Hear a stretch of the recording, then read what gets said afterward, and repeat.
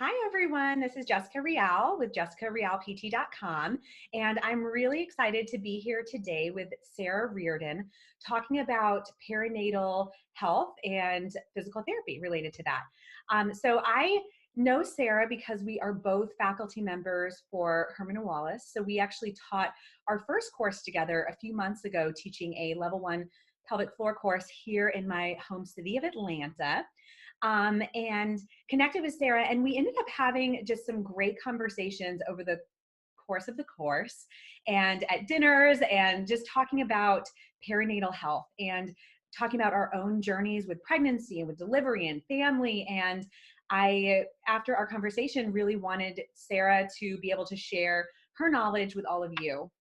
So Sarah is practicing currently in New Orleans and has her own private practice, NOLA Pelvic Health. That's right, right? Okay, NOLA Pelvic Health. And she also is Instagram famous, which I did not know when I first taught a pelvic floor course with her.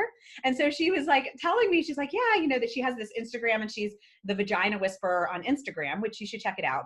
And I was like, oh, that's so cool. You know, I like the name and stuff. And I just had no idea until I went on Instagram and I was like, oh my word, you have 31,000 followers. Like, she's Instagram famous. And so I had no clue that I was teaching with a celebrity. No, And not it a was celebrity. a celebrity. And so it was funny because I ended up writing a post and mentioned her in it. And I immediately get a text message from a friend of mine who is a pelvic PT elsewhere. And she was like, oh my gosh, you taught with the Vagina Whisperer?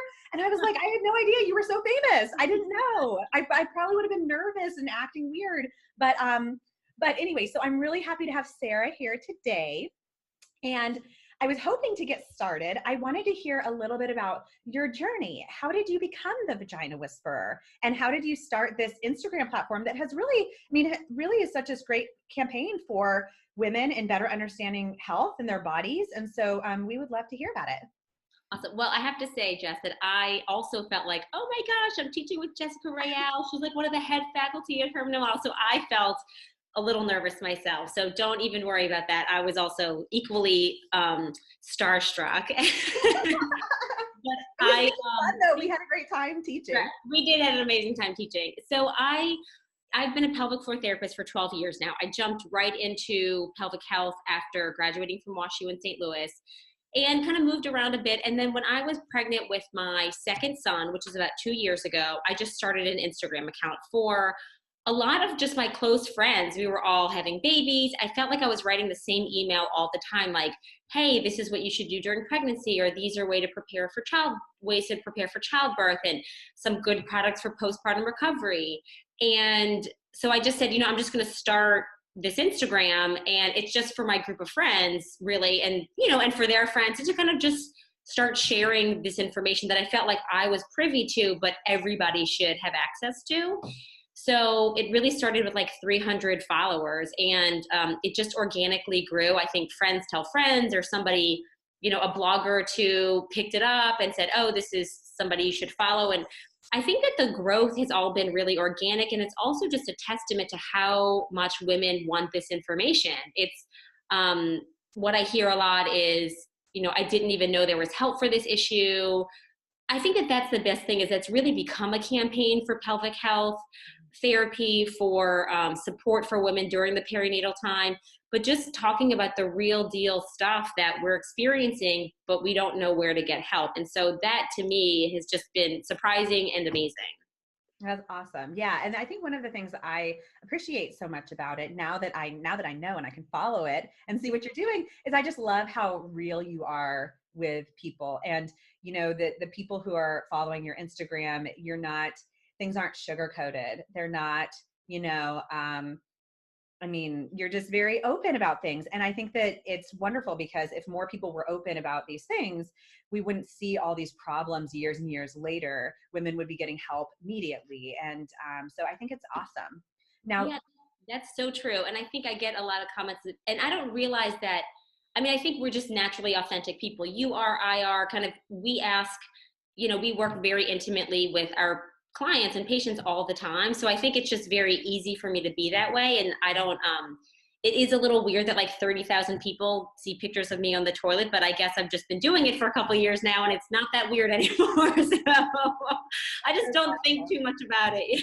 Well, it's great. Now, do you have any thoughts on what you hope for with it in the future?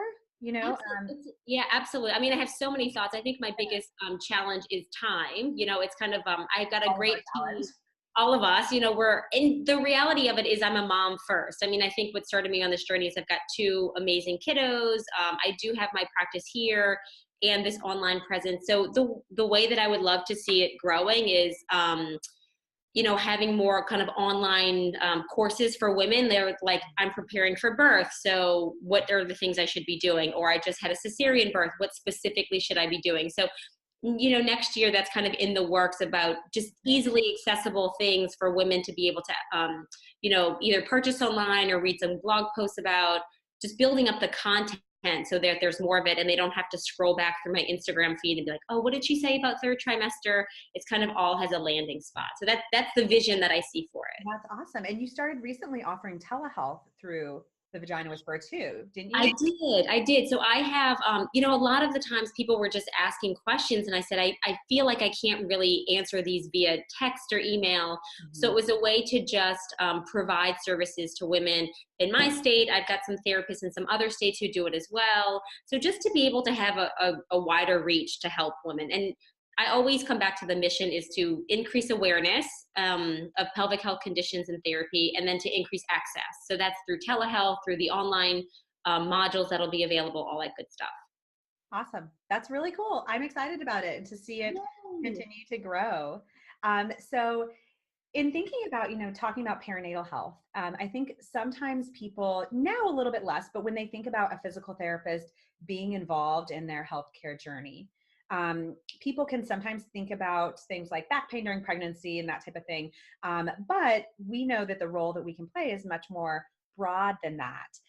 So I'm curious from your perspective, how do you see physical therapists fitting in this to support women during childbirth? So what do you think is the role that we as clinicians can play, both for other clinicians, so my blog kind of draws both clinicians and also patients. And so from both sides, what do you think is the role that we can play in supporting women during this period of time?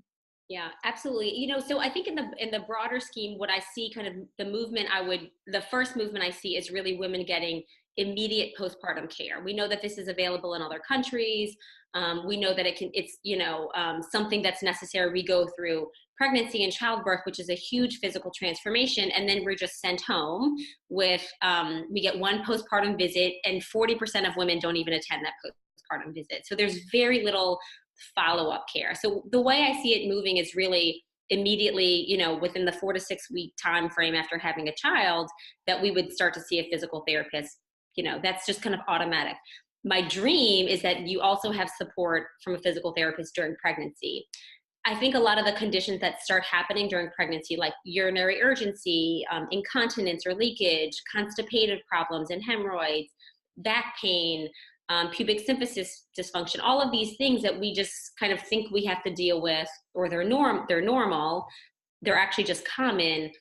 They have a therapist supporting them throughout that whole process. Currently in my clinic, if I see women during pregnancy, they may be asymptomatic, so no problems at all. And I see them like every 3 weeks, every 2 to 3 weeks, they come in, we go over the different challenges they're having. We work proactively on exercise and stability. And then when it gets closer to birth, we talk about different birthing positions. I hook up the biofeedback machine to their pelvic floor muscles, and which we talk about in our Herman and Wallace course, and practice different positions of birthing, of breathing, teaching them to bulge their muscles when they're birthing a baby vaginally, or immediately postpartum tips for cesarean birth. So just all of the things that I think kind of aren't addressed. And I really think that, we talked about this, that the research shows that if a woman just feels supported and empowered during her birth, regardless of the outcome, they can see it as a positive experience. So I think that we need to really lean on that research and say, really, women just really need to be educated and empowered. And then that can create better outcomes. And going along with what you just said, one of, I think my favorite conversations that we had at the course, was it was you, me, and Darla, and we're sitting, I think we were eating Thai food. Mhm. And we started talking about childbirth. And I think all of us ended up with tears in our eyes at one point. We're like sitting there crying, talking about our experiences, different patients, family. And it's interesting, I when I was pregnant, when I delivered my daughter, I had what many would consider to be a difficult delivery. I had 37 hours of labor ending in a C-section. And it was interesting because talking to people afterwards, I told them that, I still felt like it was a very empowering process. Yeah. And then when we were all talking together, and I think it was you who shared that this study that have shown that the more important piece about how a woman views their delivery is not necessarily related to the outcome, meaning did they have a cesarean, did they tear, did they require forceps or whatever, but whether they felt empowered, whether they felt they maintained their autonomy. And so my question then for you is, how do we facilitate that for women? And for women who are pregnant currently or planning that in the future, how do they facilitate that for themselves so that they can end and have their sweet baby and feel empowered through the process, even if it doesn't go exactly how they thought it should or planned it to be? Yeah, that's a great. I mean, there's so many facets to that question, and I love Right. I loved hearing about your birth experience because I think sometimes we don't always hear that. This is the outcome, but yet I feel good about that. And then there are women who have unmedicated vaginal births, and that could also be a traumatic thing for them. So there's kind of so many different points in the spectrum that we land. So, with regard to feeling empowered, I think one of the biggest things is feeling informed. I think that a lot of times we spend so much time preparing for after the baby, but really, what does that birth process look like? Are we kind of reading materials that are saying, hey, these are some things you could think about? Are we interviewing our doctors? Are we doing research on our doctors and the hospitals? And I switched doctors at 22 weeks during pregnancy because I spoke with my doctor and she said, how do you feel about doulas? And she said, I feel like they kind of get in the way. I said, well, that's not the feeling, that's not the energy I really want. So I ended up switching to another physician in another hospital Are you halfway glad through. you did? Absolutely. Because my outcome, I mean, I'm glad I did because I wanted to have a team that supported what I wanted. And I feel like that is what helps somebody feel empowered, that they have a support team, versus they feel like they're kind of fighting a system and they're just passengers in their healthcare. So I think support during that pregnancy process, information, and the other thing is informed consent. When things are happening, saying, hey, this is what's happening. Do you give consent? Versus, again, they're just a passenger and things are happening like induction or membrane sweeps or, whatever the case may be. But they really have to kind of give that consent. That's the empowering piece. I think the second piece is support during the labor. And you had a doula. Yeah. Yeah, and I think, yeah, so you had a support person during that process who helped guide you through which decision, which way do we want to go. So I always recommend to women that they get doulas. And there are some doulas that are better than others, just like there are some physicians or physical therapists that are better than others. So it's a process where you have to find who you feel works best with you. But again, the research shows having that continuous support during labor, you can also have better outcomes. And then I like to encourage them to get established with a physical therapist during pregnancy, so that when you are postpartum, you have access to one, you can follow up with one immediately. So again, all of those pieces to build a support team, get the information, have a physician in the hospital that really support the direction you'd like it to go. And if it doesn't go that way, that's okay. But at least you felt like you put the pieces in place to really have that autonomy that you talk of. Mm-hmm.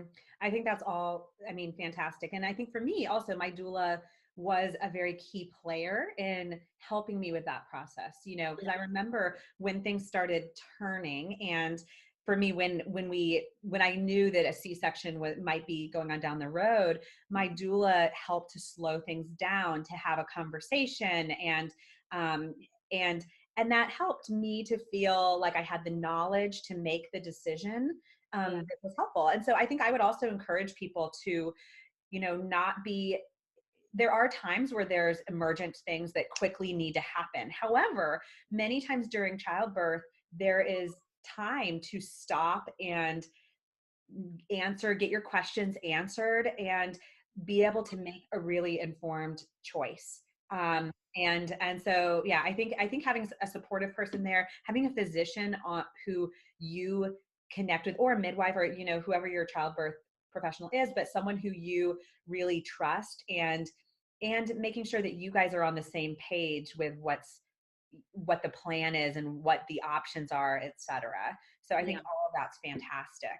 Yeah, um, absolutely. And one of the comments I do, get with, we kind of touched on this about like how authentic my posts are, and yeah. is that sometimes it can scare women. Like I have a friend here in New Orleans, she's like, Sarah, sometimes I have to kind of like vet what I'm looking at because she's not pregnant yet. She hasn't had a baby. She's like, it's kind of scary. And I said, I had to really take that. And I said, that's really not the goal. But I think a lot of it is, my goal is to just inform women that there are options, there's support, there are resources. And so, I think to kind of the uninitiated, it can be scary. Yeah. But my intent is really to kind of inform. So I was like, maybe I can talk less about things falling out of your vagina then. And maybe I can scale those posts back.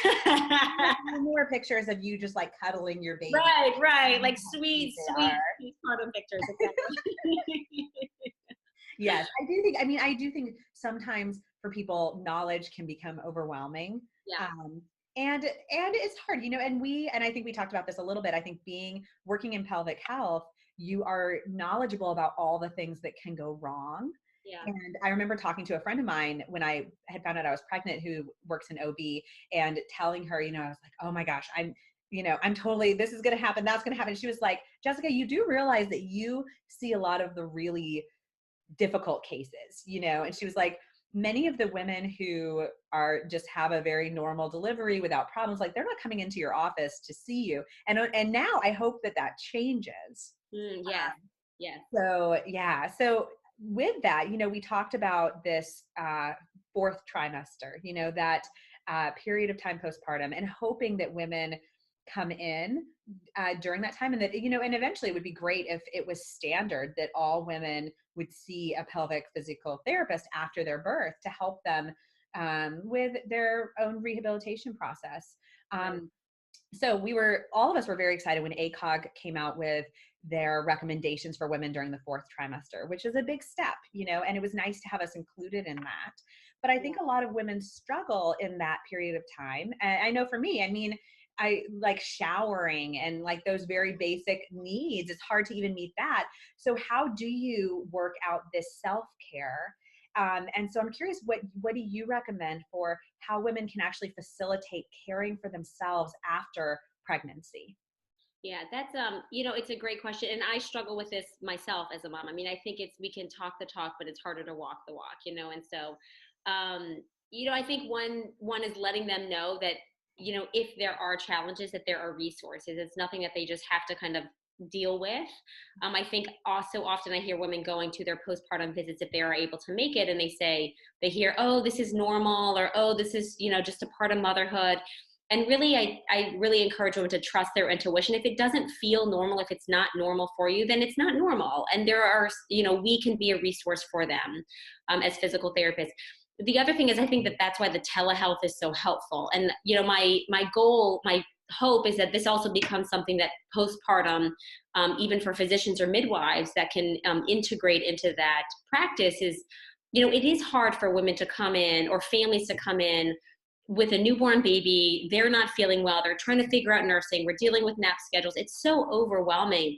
So just to be able to pick up the phone or have a video conference, and you have a support person at your fingertips that says, hey, this is what's going on, I think it just makes it so much more accessible. And that is really a wonderful direction I hope that this goes. In addition, it's not just one visit with a physician. It should be kind of, or a midwife, it should be kind of continuous care that's ongoing. So, within that 12-week period or the initial fourth trimester, it's not just one 10-minute visit. And then also, I think that, if we're making our pediatrician appointments or we're meeting with lactation consultants, there are these kind of centers popping up that have multiple medical providers or maternal health care providers in one space. So you can have a pediatrician or, a physician, an obstetrician, a midwife, all kind of, and a physical therapist all in one space. So it's not, everybody's connected. There's a support space for women and families versus just like, I've got to go to this doctor, and, baby kind of comes first during that time. So, and I think one of the biggest things too is your community. I mean, I think that I couldn't have imagined navigating my postpartum time with my first baby without a group of friends. I mean, we were text messaging, we were going for walks, we were, just having a support group. And so I'm really mindful about when someone has a baby, even if it's a client. I mean, I call them, I text them, I am just like, hey, what's going on? Just because I know that that's a really hard time. I drop them food, anything, just be proactive about supporting our other moms who are out there because we know how hard it is. That is awesome. And I think I really loved what you were talking about with this idea of doing telehealth for women postpartum. I think that could be a big thing that grows for women, because I think that right now it's so many women feel, I mean, they're barely able to coordinate stuff in their home the way it is. And so being able to make time to go to an appointment can be hard. And those centers, I mean, that sounds amazing too. But it sounds like, I mean, if your telehealth keeps growing in other states, I mean, that could be a huge thing for women. And hopefully I think more clinicians in physical therapy are looking into that now. They're looking for more options to meet people, because not everyone can make it into the office. And the reality in pelvic health is that there are still areas in the country where people are having to drive a few hours to go find a pelvic health practitioner. I mean, I've had patients, and I'm sure you have too, who've driven several hours to come and see me. And I mean, that is just not feasible for a new mom. Right. So it's great. It is, and it's in an interesting way, even us as physical therapists. I mean, we're both moms, we're working, we're, juggling mom life and self-care and careers. And I think even for us to be able to stay really, active in our careers. I mean, this is a great thing for me because I can help women from my home. My kids go to sleep and then I do calls with, clients. And so it helps me also kind of continue to support women versus having to completely step out of the workforce. I can kind of have, both aspects of my life running at the same time. So I think it's a kind of win-win for everybody. That's awesome. I love it. So I guess in closing, do you have anything else that you'd like to share? Or is there if you think about, if someone told you that they were pregnant and you had one like just big piece of advice, something that you would want to tell them as they start this journey, what would it be? See a physical therapist. Obviously see a physical therapist.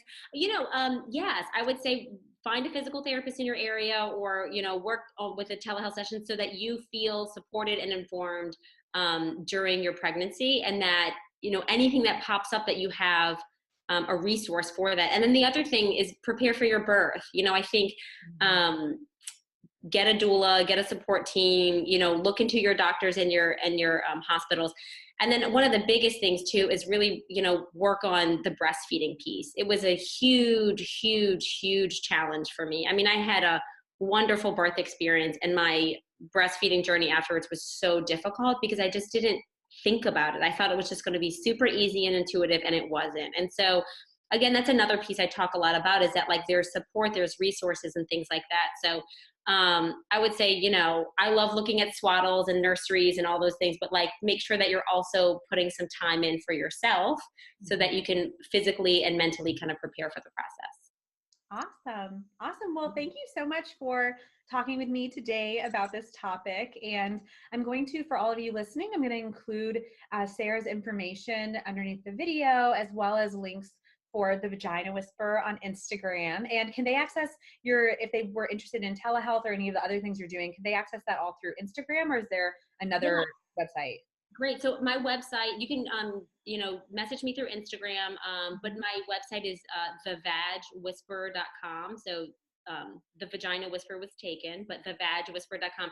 And that's where you can kind of email me. If therapists are interested in doing telehealth, I would love to have more people on the team. So that's amazing. And then if you just are interested about the services we offer, or you're in New Orleans or something like that, yeah, I would love to. It's kind of, hopefully we'll continue to grow, but I so appreciate having me on. I love this. I love the work that you're doing also to just reach more people to kind of share what we do. I think it's just continuously growing, and I hope that continues to happen. Thank you so much. And thank you all for joining us today. I hope you enjoyed the video.